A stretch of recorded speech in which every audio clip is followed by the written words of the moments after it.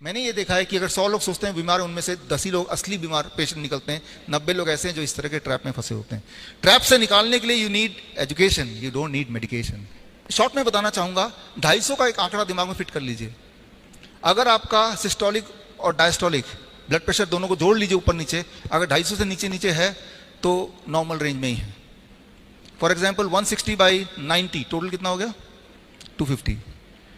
जो अगर डायबिटीज में खाना खाने के 2 घंटे बाद 250 mg/dL से नीचे अगर ब्लड शुगर है तो नॉर्मल है। अच्छा, ये मेरे आंकड़े नहीं है, मेरे आंकड़े नहीं है, ये ACP गाइडलाइन 2018, जिसमें सारे रिपोर्ट इकट्ठे करके दुनिया भर के तब वो आंकड़े आए। हालांकि वो आंकड़े आप तक नहीं पहुंचे, वो अलग बात है।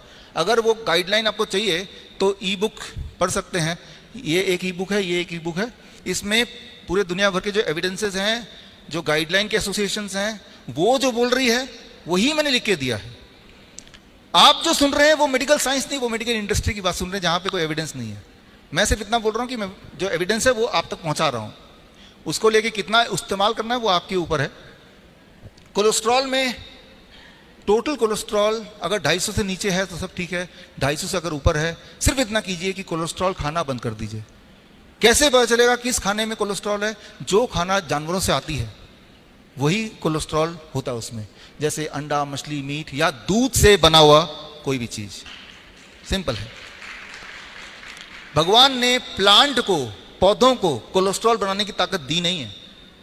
काजू पौधे से आता है या जानवर से आता है? पौधे से आता है, तो जीरो कोलेस्ट्रॉल। कैसे पता चलेगा कोलेस्ट्रॉल है कि नहीं? Just ask from where it is coming, that's all, right. तो ऐसा नहीं बोल रहा हूं कोलेस्ट्रॉल कोई दुश्मन है, लेकिन ऐसा बोल रहा हूं कि एक तरह का कोलेस्ट्रॉल जो बॉडी बनाती है और एक तरह का जो आप खाते हैं। बॉडी उतना ही बनाएगी जितना बॉडी को चाहिए। जो आप खाएंगे दैट बिकम्स एन एक्सेस। जो आप खाएंगे उसी को तो कम करना है, राइट। तो अब देखिए, ये डॉक्टर रिचर्ड स्मिथ, दुनिया का सबसे बड़ा medical journal, British medical journal, पूरे ग्रुप के चीफ एडिटर रह चुके हैं 25 साल। 2016 में यूनिवर्सिटी ऑफ मैसूर के 100 साल पूरे हुए थे, तब चीफ गेस्ट थे, मुझे मिलने का मौका मिला। मेरा DIP डाइट पे लेक्चर था इनके लेक्चर के बाद, तो इनसे बातचीत करने का मौका मिला। इन्होंने एक डेफिनेशन दिया कि आज की तारीख में हु इज हेल्दी, ये उन्हीं का स्लाइड है। हेल्दी वही है जिसने डायग्नोस्टिक्स टेस्ट खूब सारे नहीं कराया हो। जो भी डायग्नोसिस कराएगा उसमें कुछ ना कुछ कमी मिलेगी, ये इनका कहना है, जो कि मैं मानता हूं। उन्होंने अंदर तक देखा है कि ये जो पेपर बनते हैं, रिसर्च पेपर बनते हैं, कैसे बनते हैं। 25 साल तक मेडिकल जर्नल, दुनिया का सबसे बड़े मेडिकल जर्नल के चीफ एडिटर रहने के बाद उनका ये स्लाइड है, उनका ये कहना है, उनका एक कंक्लूजन है। तो कंक्लूजन ये है, ये आखिरी स्लाइड है, ये टूल नंबर 1 का, कि दुनिया भर में ये देखा गया है कि जनरल चेकअप, एनुअल चेकअप, कई सारे लोग जो कॉर्पोरेट में काम करते हैं साल में एक बार एनुअल चेकअप फ्री होता है उनको, फ्री है करा लिया। फ्री वाली चीज सबसे खतरनाक होती है, आपने सुना ही है। तो दुनिया में 17 इसमें क्लिनिकल ट्रायल रिसर्च पेपर बने हैं कि जो लोग एनुअल चेकअप कराते हैं इन कंपैरिजन टू जो लोग नहीं कराते हैं, क्या जो लोग कराते हैं उनको इसका लाभ मिलता है, वो ज़्यादा लंबा जीते हैं, उनकी क्वालिटी ऑफ लाइफ ज़्यादा अच्छी होती है। ये क्वेश्चन का जवाब ढूंढना चाह रहे थे। 17 के 17 clinical trials and observation studies को इकट्ठा करके एक मेटा एनालिसिस निकाला, और वो मेटा एनालिसिस आपके आंखों के सामने है। कॉक्रेन डेटाबेस सिस्टमेटिक रिव्यू 2019 में छपा, और ये रिव्यू ये कहता है जिन लोगों ने जनरल चेकअप कराए उनकी मौतें जल्दी होती हैं और उनकी क्वालिटी ऑफ लाइफ कम होती है इन कंपैरिजन टू जिन्होंने कोई चेकअप कभी नहीं कराया। ये क्लियर एविडेंस है, राइट। Thank you. तो एविडेंस इतने सारे मैं इसलिए देने पड़ रहे हैं क्योंकि दिमाग में बहुत गहराई तक घुस गया है कि रोज रोज डायग्नोस्टिक कराओ। खासतौर पे मेरे जैसे इंसान, हमारा पाला रोज ही पेशेंट से पड़ता है, लेकिन रोज ही मेरा पाला 90% नकली पेशेंट से पड़ता है और 10% ही असली पेशेंट से पड़ता है। तो हो सकता है कि मेरा समय बच जाए कि नकली वाले पेशेंट समझ जाए कि वो नकली पेशेंट एक्चुअली पेशेंट है नहीं, उनके दिमाग में घुसा दिया गया कि वो पेशेंट है।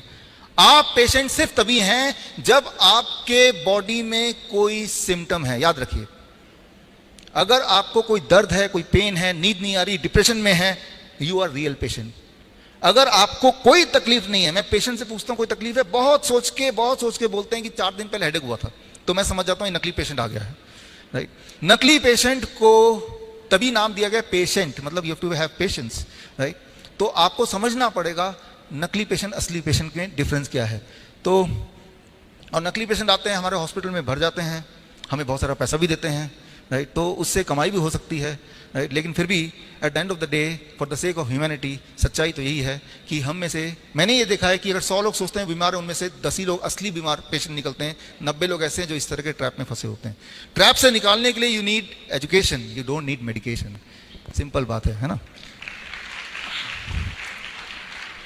अब बढ़ते हैं ठीक कैसे होना। जो 10% असली पेशेंट हैं जिनको चेस्ट पेन है, मान लो, वो तो असली है ना, कि जब भी सीढ़ी चढ़ेंगे चेस्ट में पेन होगा, they are the true patients.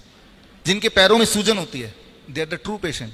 जिनके कोई ट्यूमर है, उनके ब्लीडिंग हो रही है, वो असली पेशेंट हैं। उन्हें क्या करना है, अब उस पर आ रहे हैं। अगर आपको कोई भी दर्द है, अगर आपको ब्लीडिंग हो रही है, अगर आपको ट्यूमरस ग्रोथ है, तो हम अपने हॉस्पिटल में क्या करते हैं जो आप घर पे भी कर सकते हैं और क्या नहीं करते हैं, थोड़ा सा आगे चलते हैं समझाने के लिए, ताकि आप कंफ्यूज ना हो। हम दोबारा आते हैं द फिश मॉडल। ये एक्वेरियम है, इसका जो पानी है वो गंदा हो चुका है, फिश सारी बीमार पड़ जाएंगी। अब इसको, फिश को ठीक करने के लिए, कभी जुकाम हो गया, कभी बुखार हो गया, कभी सिर दर्द हो गया फिश के, फॉर एग्जाम्पल, हम बार बार दवाइयाँ दे रहे हैं और थोड़ा रिलीफ मिलता है, फिर फिश बीमार पड़ जाती है। अगर आपसे मैं पूछूं क्या करना होगा उस फिश के को ठीक करने के लिए, तो क्या जवाब है? देखिए, क्लियर कट जवाब है, भाई पानी बदलना है, फिश को नहीं वो करना है।